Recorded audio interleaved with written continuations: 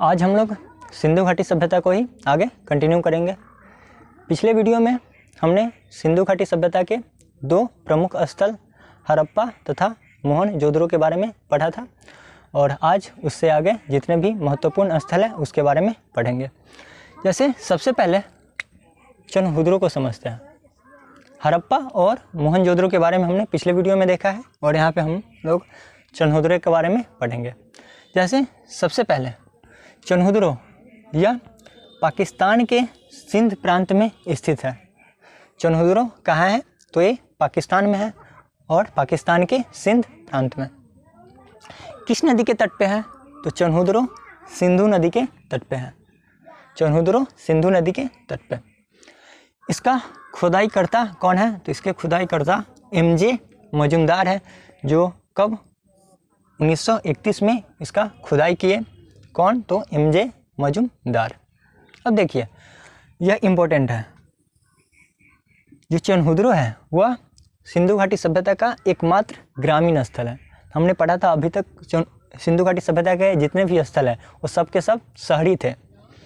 सिंधु घाटी सभ्यता को नगरीय सभ्यता ही कहते हैं, यानी जितने भी स्थल यहाँ के हुए हैं सब नगर है, लेकिन यह चनहुदरो ही एकमात्र स्थल है जो क्या है, ग्रामीण है। इसलिए इसके बारे में पूछा जाता है चनहुदरो के बारे में, ये कौन सा सिंधु घाटी सभ्यता का कौन सा एकमात्र स्थल है जो ग्रामीण है? तो चनहुदरो एक ग्रामीण स्थल है। यहाँ पे किलेबंदी भी नहीं है। देखिए ये बहुत सारे एक्सेप्शन है इसमें चनहुदरो में, यहाँ पे किलेबंदी नहीं है। यानी सिंधु घाटी सभ्यता के अधिकतर जितने भी स्थल थे वो सब के सब, अगर ये स्थल है तो इसके बाहर ये बाउंड्री था, एक नहीं दो बाउंड्री था। सिंधु घाटी सभ्यता के अगर ये नगर हुआ, ये मान लीजिए चनहुदरो पूरा एरिया है, तो इसके चारों तरफ से दुर्ग था। इधर एक कच्ची ईंट का बना दुर्ग और एक पक्की ईंट का बना दुर्ग, दो दुर्ग था। लेकिन यहाँ पे चनहुदरो में किलेबंदी नहीं है, यानी दुर्गीकरण नहीं किया गया है चनहुदरो में। तो ये सब एक्सेप्शन है जो बाकी से ये अलग है। अब देखिए यहाँ पे लिपस्टिक, कंघी, इत्र का साक्ष्य प्राप्त होता है। यानी देखिए इसका टाइम पीरियड 2350 से 1750 ईस्वी पूर्व, ये बीसी है, ईस्वी पूर्व, इतना दिन पहले। और उस समय के लोग भी लिपस्टिक का यूज करते थे, कंघी का यूज करते थे और इत्र का भी यूज करते थे। यानी बिल्कुल मॉडर्न टाइप का था, इसलिए इसको नगरीय सभ्यता कहते हैं। बिल्कुल नगर में लोग जैसे रहते हैं, आज भी गांव में इत्र देखने को नहीं मिलता है, लेकिन देखिए लगभग 2350 ईस्वी पूर्व भी वहाँ के लोग इत्र का यूज करते थे, जिसका साक्ष्य कहाँ से मिला है? चनहुदरो से। देखिए मनके बनाने के भी कारखाना उस समय उपलब्ध था, जिसका साक्ष्य कहाँ से मिला है? तो चनहुदरो से। फिर देखिए यहाँ पे ये भी यूनिक है, बिल्ली का पीछा करते हुए एक कुत्ते का चित्र, एक ईंट मिला है। ईंट इस तरह का ये घर है, यहाँ पे कुछ ईंटें हैं रखा हुआ और उससे देखने को मिलता है कि एक बिल्ली और एक कुत्ते जो है वो एक बिल्ली का पीछा करते हुए उसका पंजा का चित्र यहाँ पे देखने को मिलता है। यानी वो चित्र इस तरह से प्रतीत होता है कि एक कुत्ता एक बिल्ली का पीछा कर रहा है। यानी उस समय कुत्ता भी हुआ करता था और बिल्ली भी हुआ करता था, तभी तो दोनों का साक्ष्य है। तो ये था चनहुदरो के बारे में प्रमुख पॉइंट जो एग्जाम में यही सब आते हैं। फिर देखिए धौलावीरा कहाँ स्थित है? तो गुजरात के भचाऊ जिला में स्थित है। गुजरात राज्य और जिला भचाऊ जिला यहाँ पे स्थित है, या इसको कच्छ के खाड़ी में भी बोल सकते हैं, कच्छ के खाड़ी में स्थित है। इसका खुदाई करता जगपत जोशी। कब? तो 1967 से 68 के बीच जगपत जोशी ने धौलावीरा का खुदाई किया था। यहाँ का धौलावीरा का सबसे महत्वपूर्ण पॉइंट, यहाँ पे स्टेडियम का साक्ष्य मिला है। देखिए उस टाइम धौलावीरा में स्टेडियम भी हुआ करता था, जिसका साक्ष्य कहाँ से मिला है? धौलावीरा से। यानी सिंधु घाटी सभ्यता में स्टेडियम का साक्ष्य कहाँ से मिला है? तो धौलावीरा से। देखिए सूचना पट का साक्ष्य, सूचना पट जैसे स्कूल के नोटिस बोर्ड रहता है ना, नोटिस बोर्ड, वहाँ पे कुछ लिखा होता है, तो सूचना बोर्ड भी यहाँ था। यानी सिंधु घाटी सभ्यता में उस टाइम सूचना पट भी हुआ करता था, जिसका साक्ष्य कहाँ से मिलता है? धौलावीरा से। सूचना पट का साक्ष्य धौलावीरा। तो ये था धौलावीरा के बारे में कुछ महत्वपूर्ण तथ्य। अब समझते हैं लोथल, काफ़ी इम्पोर्टेंट है। कहाँ स्थित है? तो अहमदाबाद, गुजरात राज्य है और अहमदाबाद जिला है। गुजरात के अहमदाबाद में लोथल स्थित है। किस नदी के तट पे है? तो ये भोगवा नदी के तट पे है। भोगवा नदी के तट पे लोथल स्थित है। इसका खोजकर्ता एसआर राव को माना जाता है। और कब? तो 1954 में। देखिए सबसे इम्पोर्टेंट, कई बार एग्जाम में आ चुका है कि बंदरगाह, सिंधु घाटी सभ्यता में बंदरगाह का साक्ष्य कहाँ से मिल रहा है? तो ये लोथल से इसका साक्ष्य मिल रहा है। इस सभ्यता का बंदरगाह ये लोथल भोगवा नदी के तट पे गुजरात में, और यहीं से विदेशों से यहाँ पे ट्रांसपोर्ट हो रहा था। यानी कि उस समय का बंदरगाह कौन था? तो लोथल प्रमुख बंदरगाह था। बंदरगाह को ही गोदीवारा बोलते हैं, गोदीवारा। और कोई पूछे गोदीवारा का साक्ष्य कहाँ से मिला है? तो लोथल से। बंदरगाह को ही, अब आजकल हम लोग बंदरगाह बोलते हैं, और उस टाइम बंदरगाह को क्या बोलते थे? गोदीवारा। अब देखिए यहाँ से फारस की मुद्रा प्राप्त हुआ है, फारस की मुद्रा प्राप्त हुआ है। यहाँ पे अगर मान लीजिए कि हमको, मेरे पास इंग्लैंड का मुद्रा प्राप्त होता है, इससे मतलब क्या पता चलता है कि हम लोग यहाँ से इंग्लैंड गए होंगे, या वहाँ से कोई आया होगा, या यहाँ से वहाँ कुछ सामान खरीद बिक्री किए होंगे, तभी तो वहाँ का मुद्रा यहाँ आया है। तो यहाँ पे सिंधु घाटी सभ्यता में फारस की मुद्रा प्राप्त हुआ है। यानी इससे पता चलता है कि जो सिंधु घाटी सभ्यता का लोग है उसका फारस के साथ कुछ संबंध है। संबंध क्या? बिजनेस के थ्रू यहाँ से वो फारस को सामान ले जाकर बेच रहे हैं, या वहाँ से यहाँ पे वो बेचने आ रहे हैं। यानी सिंधु घाटी सभ्यता के लोगों का फारस के साथ आना जाना है, बिजनेस के को लेकर ही है। तो फारस की मुद्रा प्राप्त हो रहा है। अब देखिए सिंधु घाटी सभ्यता के लोगों का जो मुख्य जो व्यवसाय था वो बिजनेस ही था। होता है ना कि किसी का मुख्य, जैसे भारत क्या कृषि प्रधान देश है, आज भी हम लोगों का मुख्य पेशा व्यवसाय नहीं है, लेकिन जो सिंधु घाटी सभ्यता के लोग थे उसका मुख्य पेशा व्यवसाय ही थे, बिजनेस ही थे। यानी समझिए कि कितना नगरीकृत थे उस टाइम में सिंधु घाटी सभ्यता। अब देखिए यहाँ पे, इसलिए फारस का मुद्रा भी प्राप्त हुआ है, बंदरगाह भी प्राप्त हुआ है। तो ये सब बिजनेस से ही रिलेटेड है। अब देखिए चावल के दानों का साक्ष्य, यानी उस समय चावल भी था, जिसका साक्ष्य कहाँ से मिल रहा है? लोथल से।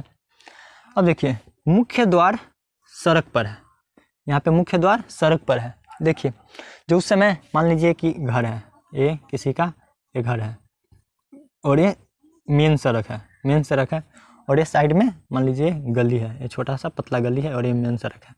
तो जो घर है, ये घर, तो इसका सड़क, ये इसका जो गेट दरवाज़ा वो मेन सड़क पे नहीं खुलता था, मेन सड़क पे गेट नहीं होता था, इसका गेट इधर होता था साइड में। देखिए आज भी बड़े बड़े टाउन में जो अधिकतर घर होता है उसका जो मुख्य द्वार किधर होता है? गली में ही होता है, मेन रोड पे नहीं होता है, ये मेन रोड पे नहीं होता है। तो यहाँ भी जो लोथल भी है, तो लोथल के अधिकतर घर का जो दरवाज़ा है वो मेन गेट पे खुल रहा है, ये अपवाद है। देखिए ना, मुख्य द्वार मुख्य सड़क पर खुलता है, यानी कि केवल लोथल का ही घर है जिसका मेन दरवाज़ा कहाँ खुलता है? मेन रोड में। बाकी जितने भी स्थल प्राप्त हुए हैं वहाँ पे जितने भी घर थे वो सबका दरवाज़ा कहाँ खुलता था? गली में, मेन रोड पे ना खुलकर गली में खुलता था। केवल लोथल ही ऐसा जगह है जहाँ पे मुख्य द्वार मुख्य सड़क पे खुल रहा है। अब देखिए मम्मी का मॉडल, ये भी बहुत इंपॉर्टेंट है। मम्मी का मॉडल जो कहाँ का है? मिस्र का। कहाँ से जानकारी प्राप्त होता है? यानी लोथल से। यानी देखिए मम्मी का मॉडल प्राप्त होने से क्या पता चलता है कि सिंधु घाटी सभ्यता का मिस्र से भी संबंध था। यहाँ से पता चलता है फारस से संबंध, मिस्र से संबंध। अब मम्मी का मॉडल देखिए, मम्मी को समझते हैं क्या होता है। मम्मी मतलब होता है कोई भी डेड बॉडी, मृत व्यक्ति के ऊपर किसी भी चीज़ का परत उस पर लेप लगाकर उसको रख दिया जाता है। आज भी बड़े बड़े जो साइंटिस्ट हैं इसको ऐसे ही लेप लगाकर उसको रखे हुआ है कि भविष्य में हो सके उसको जीवित कर सके। तो उस समय भी एक मम्मी, एक डेड बॉडी है, उसको लेप लगाकर सुरक्षित रखा हुआ है। इसी को जो कहाँ? मिस्र का है, इसी को बोलते हैं मम्मी का मॉडल, जो कहाँ है? लोथल से हमें इसकी जानकारी प्राप्त होती है। अब देखिए सती प्रथा का साक्ष्य, उस समय सती प्रथा भी था जिसका साक्ष्य कहाँ से प्राप्त होता है? लोथल से। ये ज़्यादा अच्छा नहीं है, लेकिन उस समय सती प्रथा था जो लोथल से हमें जानकारी प्राप्त हुई है। देखिए अग्निकुंड और रंगाई कुंड का साक्ष्य, अग्निकुंड का साक्ष्य लोथल से, ये भी बहुत इंपॉर्टेंट है। ये सब इंपॉर्टेंट है, इसमें जो भी है, ये सती प्रथा भी पूछा जा चुका है, अग्निकुंड भी। अग्निकुंड और रंगाई कुंड दोनों कहाँ से प्राप्त हुआ है? तो लोथल से प्राप्त हुआ है। आटा पीसने की चक्की, देखिए आटा पीसने की चक्की भी था। अब भी गांव में लगभग 10 साल पहले हाथ से आदमी पीसा करता था वो ओखली में, लेकिन यहाँ पे देखिए लगभग 2350 से 1750 ईस्वी पूर्व में उस समय भी आटा पीसने का चक्की हुआ करता था। इसका साक्ष्य कहाँ से मिला है? लोथल से। हाथी दांत का पैमाना, हाथी दांत का पैमाना, ये भी कहाँ से प्राप्त हुआ है? लोथल से। लोथल काफ़ी इंपॉर्टेंट है एग्जाम के दृष्टि से। तो हम अभी चंद्रहुत्रो देखे हैं, लोथल देखते हैं। अब देखते हैं कालीबंगा, ये भी काफ़ी इंपॉर्टेंट है कालीबंगा। सबसे पहले कालीबंगा का मतलब क्या होता है? तो कालीबंगा का मतलब होता है काली रंग की चूड़िया। कालीबंगा का मतलब क्या होता है? तो काले रंग की चूड़िया। कालीबंगा कहाँ स्थित है? तो राजस्थान के गंगानगर जिला में स्थित है। राजस्थान के गंगानगर जिला। इसका खोजकर्ता कौन थे? तो अमलानंद घोष। कब खोज किए? तो 1957 में। अब देखिए यहाँ से साक्ष्य क्या क्या प्राप्त हुए हैं। सबसे पहले जूते हुए खेत में चना एवं सरसों को एक साथ बुआई का साक्ष्य। हम लोग आज भी देखते हैं ना, जब सरसों को बुआई करते हैं तो उसमें पहले चना का बुआई कर देते हैं और उसके बाद सरसों का भी उसी में बुआई कर देते हैं। तो उस समय के लोग भी चना और सरसों को एक साथ बुआई करते थे, जिसका साक्ष्य कहाँ मिला है? कालीबंगा से। जूते हुए खेत में चना एवं सरसों का एक साथ बुआई का साक्ष्य। आगे देखिए अग्निकुंड का साक्ष्य। यहाँ भी अग्निकुंड मिला है, यहाँ भी अग्निकुंड मिला है। तो अग्निकुंड का साक्ष्य कालीबंगा से। जब दोनों में कॉमन है तो ऐसा क्वेश्चन जल्दी ही एग्जाम में नहीं आता है, और नहीं तो ऑप्शन में दोनों आएगा। अब देखिए सर्जरी का साक्ष्य, देखिए कितना ज़्यादा विकास हो चुका है। 2350 ईस्वी पूर्व, और उस समय भी सर्जरी हो रहा है।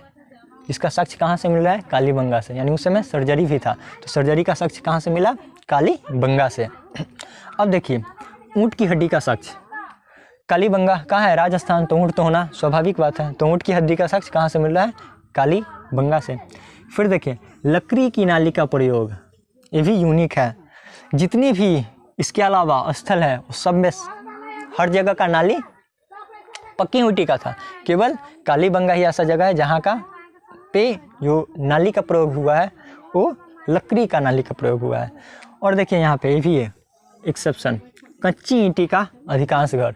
जितने भी स्थल हैं यहाँ पे जो ईंटें हैं वो सब पक्की ईंटे का घर है, लेकिन यहाँ पे कच्ची ईंटी का अधिकांश घर देखने को मिलता है। तो ये कालीबंगा। अब देखिए धौलावीरा तो हम देख लिए। बनवाली ये भी महत्वपूर्ण है। कहाँ स्थित है? हरियाणा के हिसार जिला में स्थित है। बनवाली हरियाणा के हिसार जिला में। खुदाईकर्ता RS विष्ट। कब किए? तो 1973 में। अब देखिए अच्छे किस्म के जौ का साक्ष्य कहाँ से मिलता है? बनवाली से। अच्छे किस्म के जौ का साक्ष्य बनवाली से। ये इंपॉर्टेंट है, काफ़ी इंपॉर्टेंट है। जल निकास प्रणाली अव्यवस्थित। देखिए बनवाली ही एक ऐसा, पूरे सिंधु घाटी सभ्यता में बनवाली ही एक ऐसा स्थल है जहाँ पे जल निकास प्रणाली की अच्छा व्यवस्था नहीं है, यानी नाली उतना बढ़िया नहीं है। बाकी जितने भी स्थल है बहुत अच्छा जल निकास प्रणाली है, लेकिन बनवाली में जल निकास प्रणाली अव्यवस्थित है, यानी सही नहीं है बनवाली। तिल एक तथा सरसों का साक्ष्य। बनवाली से तिल और सरसों का साक्ष्य मिल रहा है। ये सब तो महत्वपूर्ण है ही। इसके अलावा एक दो और देख लेते हैं, जैसे रोपड़। रोपड़ कहाँ है? तो पंजाब में। किस नदी के तट पे? तो सतलज नदी के तट पे पंजाब में।